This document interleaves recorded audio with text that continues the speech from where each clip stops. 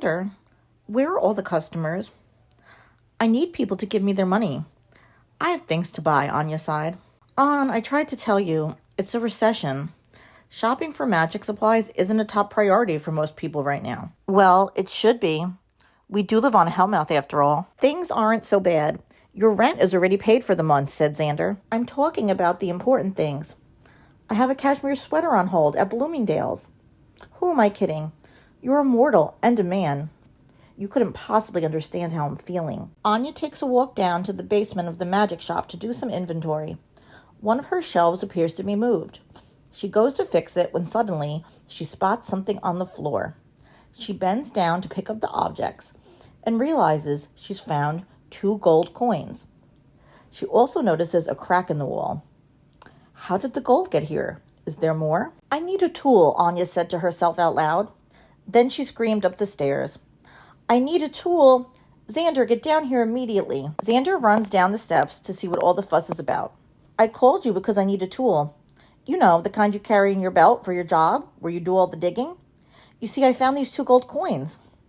I need you to help me pry open the crack in the wall so I can see if there's any more gold. The gold was just laying here?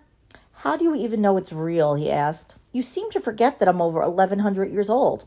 Gold coins were a staple for many centuries. Xander is able to open up the wall, and Anya spots 4 more gold coins, and she quickly picks them up. Before she can celebrate, a small, shadowy creature pops out and bites Xander in the ankle. The creature snickers before running behind the wall and disappearing. Anya and an injured Xander head straight to Buffy's house. Inside, they find Buffy, Spike, Tara, and Willow in the living room. We have something to show you, Anya explained. Willow notices Xander's bloody leg and panics. Tara, quick, get the first aid kit. Oh yeah, that too, says Anya. That's not what you were hoping to show us? Asked Buffy. Anya takes the gold out of her pockets and shows it to the group as Willow bandages Xander's ankle.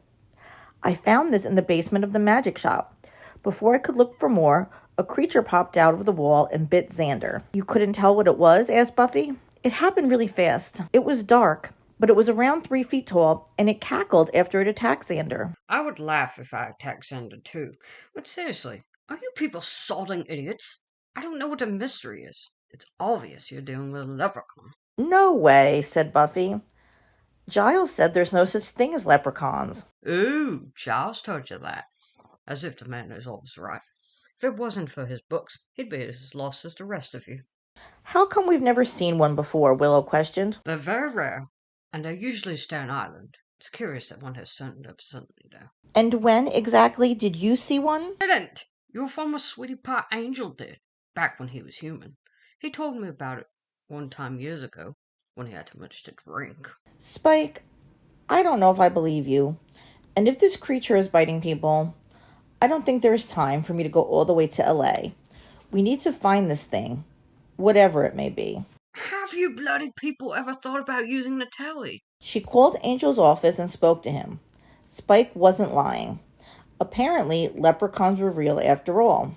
Angel was walking home from the pub with his friends when he was human. A leprechaun attacked them, stole their breeches so they'd have to arrive home in their undergarments, and took all of their money before laughing and running away into the night. We have to catch it, said Anya. There could be more treasure. I need it. What are we going to do? Put out a bowl of Lucky Charms and a net and hope for the best? I've heard worse ideas. We're gonna treat it like any other evil thing. We're gonna track it down and send it back to where it came from. Let's go, said Buffy. There's a chance that Xander might get bitten again. I'm all in. The group arrives at the magic shop. What's that smell? Says Willow. Fire, shouts Tara. A small fire is burning on the floor of the magic shop. Buffy spots the leprechaun out of the corner of her eye. Ha-hee, diddly-dee. I'm a leprechaun and you can't catch me. He snickered as he ran down the stairs. The rest of the group works to put out the fire as Spike and Buffy dash down the steps. Buffy catches up to the leprechaun and kicks him. He goes flying into the wall.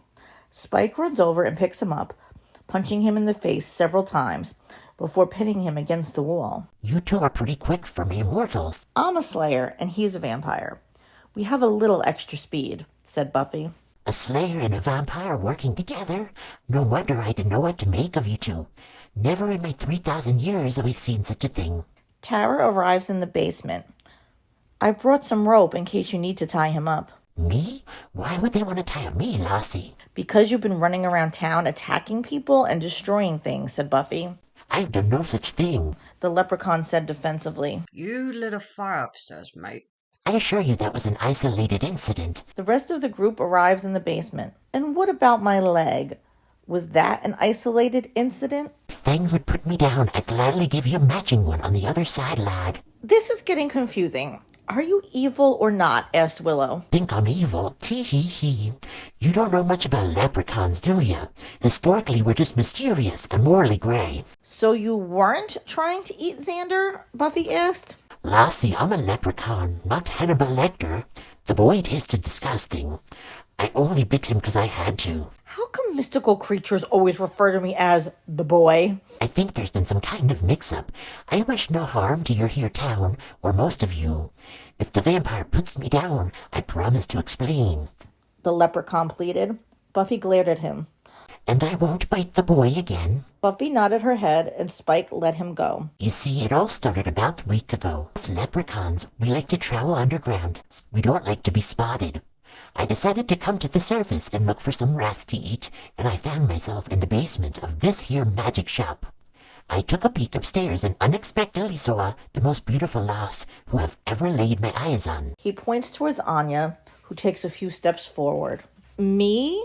Anya questioned. Yes, my dear, from the moment I saw you, I wanted to make you mine. You have a smile brighter than diamonds and hair that glistens like me gold. But I am not the shallow bloke. What I love most about ye is on the inside. I've heard you go on about the important things in life. Money, gold, and riches. This here lord didn't seem to understand your need for such luxuries, but I do. So you only bit Xander because you're jealous that he's the one engaged to Anya? Asked Buffy. Yes, miss, you see, I left some of me gold scattered about, trying to attract my beloved's attention, so we could meet properly, but the boy got in the way. I was so frustrated that I couldn't help myself. I had to bite him. Oh, that makes perfect sense to me. What doesn't make any sense is why you tried to burn down the magic shop if you care so much about Anya, Tara asked. Never intended to hurt anyone. I just knew that if the customers returned to this here store, Anya might be less impressed with what I intended to offer her. I know it was wrong. Intended to offer her? What exactly are you talking about, short stuff? Xander demanded to know. The leprechaun snaps his fingers, and after a puff of purple smoke evaporates, suddenly he is surrounded by a huge black pot filled with gold coins and an overflowing treasure chest filled with diamonds, sapphires, and pearls. Anya's eyes grow big. This is just the beginning, me beloved.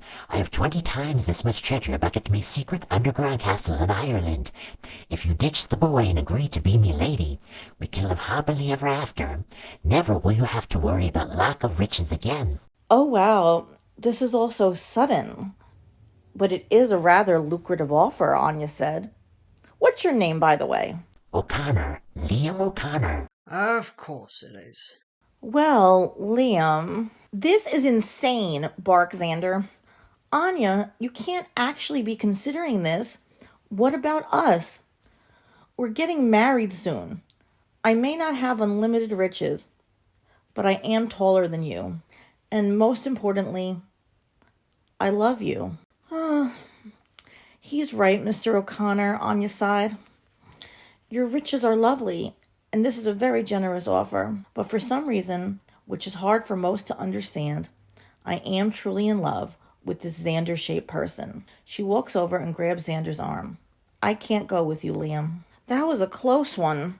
Thank God you chose me, Anya. I mean, you've already dated a freaking troll. If I lost you to a leprechaun, I don't think my self-esteem would have ever recovered, Xander sighed. A what now? This here beauty dated a troll? Why was I not informed sooner? This has all been a waste of me time. I can't be with a loss like this. She's tainted. Trolls and leprechauns are natural enemies. Everyone's supposed to know that. What a bloody shame. Now, who wants to go to the Bronze? I could use a bit and some spicy buffalo wings. Xander's paying. Wait, before you go, one of you must know how to do some spells. I'm too depressed to turn back to Ireland. Can someone maybe conjure me a portal to travel through? I'm a witch. I can do it, Willow offered. She said a few words and a portal opened up. Now this better take me straight to Ireland. If you send me to the crazy melty land, I will hold a grudge. I promise. It's legit. Enjoy your home and your riches, said Willow. Goodbye, vampire. Goodbye, beautiful ladies. He tipped his hat and jumped into the portal. That rude little critter. He didn't say goodbye to me, whined Xander. Forget about him. It's you and me, Anya reminded him as they hugged. And you better never do anything stupid to make me regret my decision. No getting cold feet on our wedding day. I gave up riches for you. Anya, that would never happen. What would even make you think something so crazy? Asked Xander. Before she could answer, Angel burst into the room with the burlap sack and some rope. Where is he? I know there's a leprechaun here. You guys never ask hypothetical questions. I've been waiting since the 1700s to get even with that thing, he explained. Just missed him, my friend. Willow here just zapped him back to Ireland. Oh man, now I'm probably going to have to wait another 200 years, he whined. If it'd make you feel any better, mate, I would be happy to steal your britches and take your wallet. Spike, Buffy interjected. I can see that everything's back to normal. Let's go home now.